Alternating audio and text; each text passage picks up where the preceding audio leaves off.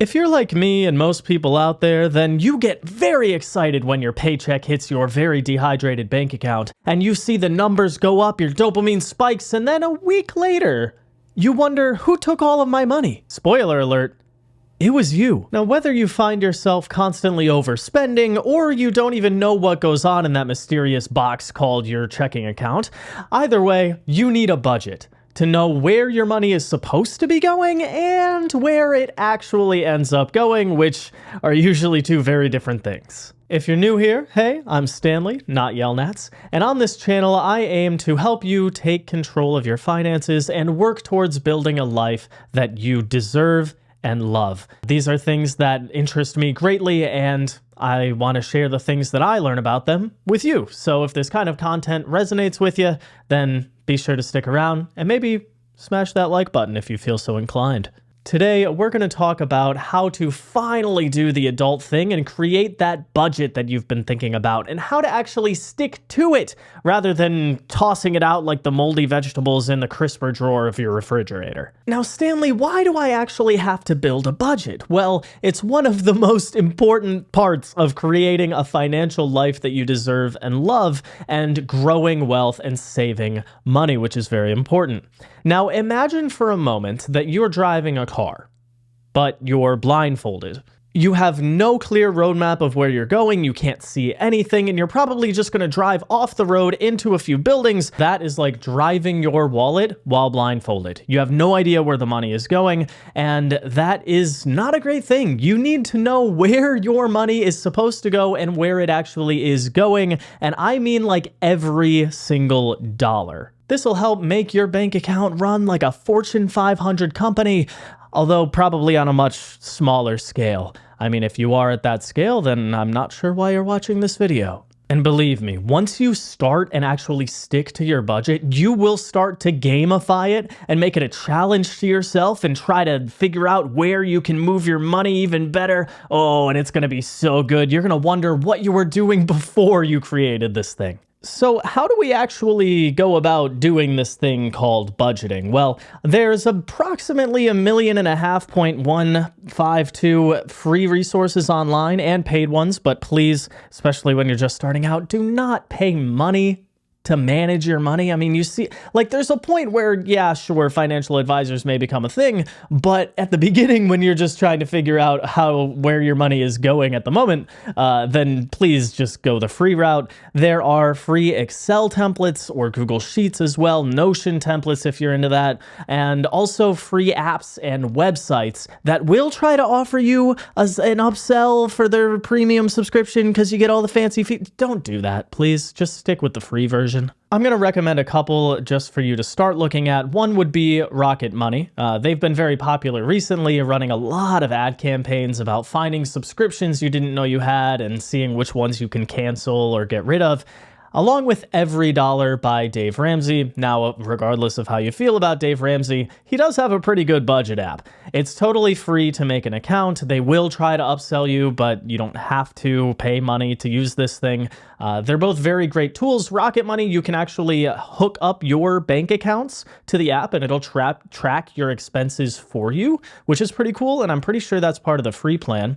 But in order to get access to the same feature on Every Dollar, you would have to upgrade. But hey, I think taking the time to, sit and reflect and look over your bank accounts manually is a good way to go for now. So hopefully now you have, or are planning to have, a platform that you want to use to create your budget. So where do we start? Well, first, you have to figure out how much income you are receiving, how much money is entering your bank account. It's good to do this on a monthly basis after taxes, right? Because you'll never see the money that goes to taxes, and you'll also never really see the money that goes into 401ks because those get taken out of your paycheck before they actually hit your account. So it's great to have a 401k, you definitely should, and you should be contributing to that. But in terms of our budget here, we don't really need to worry about it because we are focusing on take-home pay, what is coming into your checking account. An easy way to do this, if you're getting paid a salary, like an annual amount,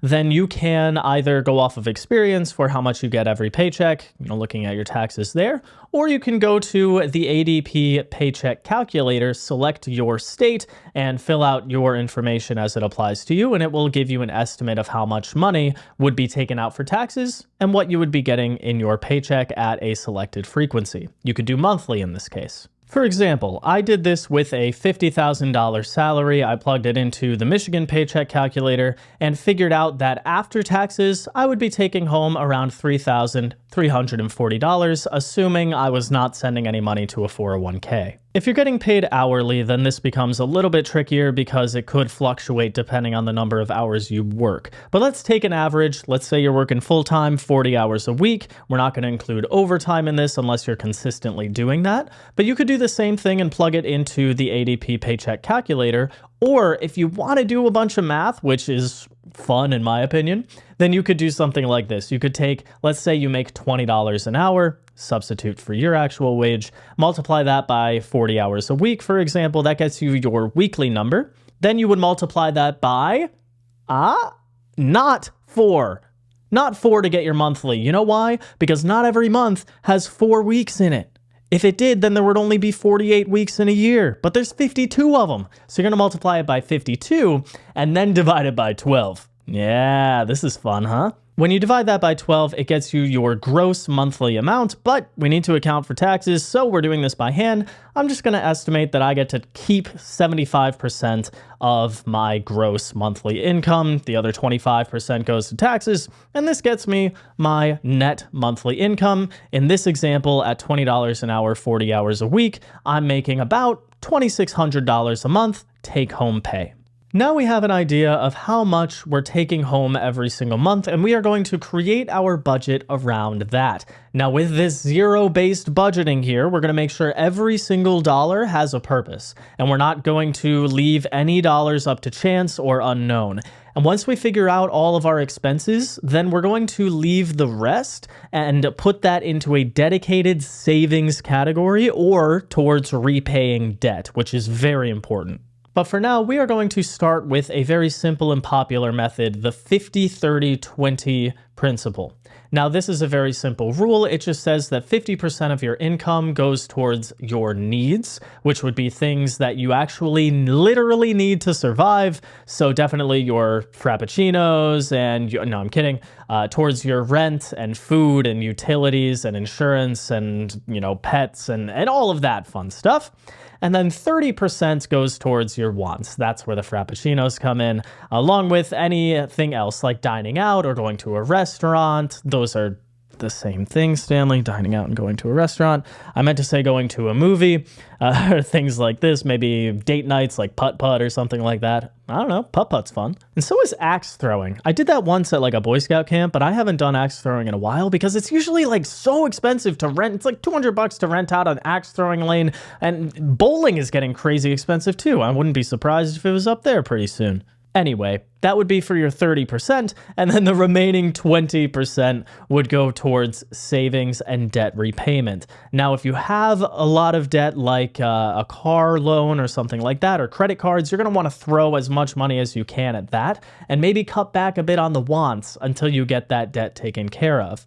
But you also want to make sure that you're saving money along the way too. You want to make sure that you have an emergency fund at least, so that if anything crazy pops up, you don't have to take out more debt to resolve that issue, like a car problem or something. If it costs $1,000, hopefully you have that emergency cash on hand ready to go. An often recommended starting amount for an emergency fund would be $1,000 if you don't have that already. If you do, great, you're doing awesome.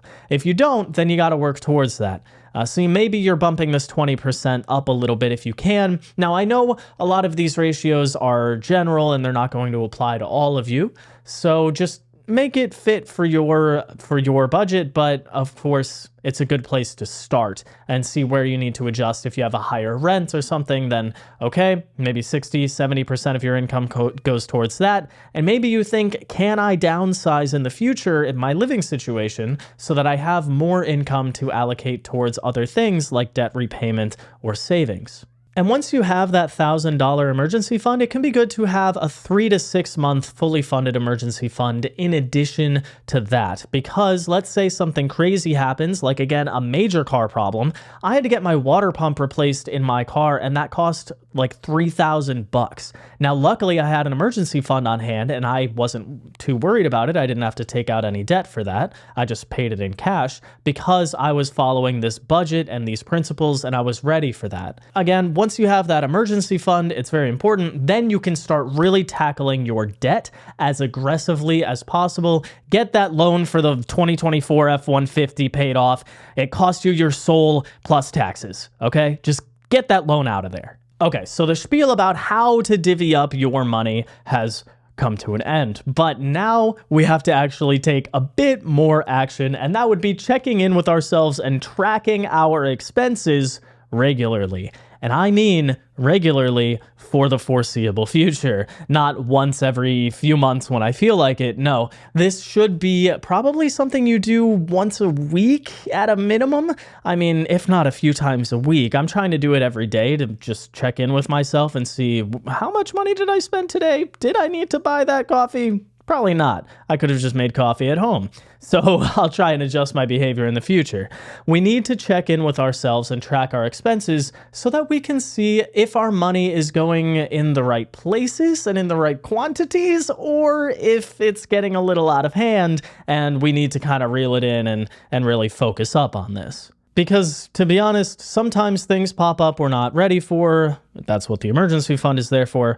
Or, just life happens. Maybe you decided to get someone a gift and it put you a little bit over budget. Hey, it happens. In addition to these regular weekly check-ins, you also need to dedicate a good chunk of time once a month towards reflecting on your budget. Look over the previous month, how it went, along with the future month and how you want to adjust. Did you overspend and maybe you have to cut back somewhere, or did you underspend? Good for you. And save a little bit of money, right? And maybe you need to make some adjustments in your budget for the next month. Now, it's important to note that budgeting is a lot like going to the gym. It's something you need to do consistently in order to reap the benefits. It's also like going to the gym in that a lot of people will suddenly get this random burst of motivation to actually take action on the thing, but then a week or a few weeks into it, they just drop off and they say, oh, I didn't have enough time, or it's not for me, or I wasn't seeing any benefits. Well, it's going to take time and it's going to take consistency. You have to look into this stuff and you have to track your expenses regularly and make sure that your behaviors are aligning with the goals that you set for your finances. If you don't set any goals, then you don't know where you're going and you're driving blindfolded. Now, honestly, I'm working on this myself. I'm not here trying to preach at you or tell you, you're not doing the right thing or anything. I'm just encouraging you to do the smart thing. And it's also kind of a note to myself to also do the smart thing and keep budgeting and keep working to improve my financial behaviors so that I can work towards the goals that I've laid out for myself as well. So this is a message to you, but also a reminder to myself. Now, a great way to make sure that you actually stay on top of this and stay consistent is by putting it into your calendar.